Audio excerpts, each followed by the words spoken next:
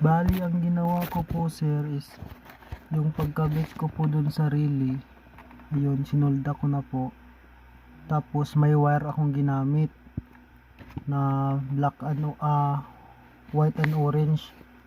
So mahaba siya para hindi ako mahirapan sa pagsolda. Tapos yung wire mismo nung dating wire, kinabit ko na lang po yung bagong wire po na galing sa relay. Ito po siya, kinabit ko sila dalawa. Ayan po, yan yung pagkasolda.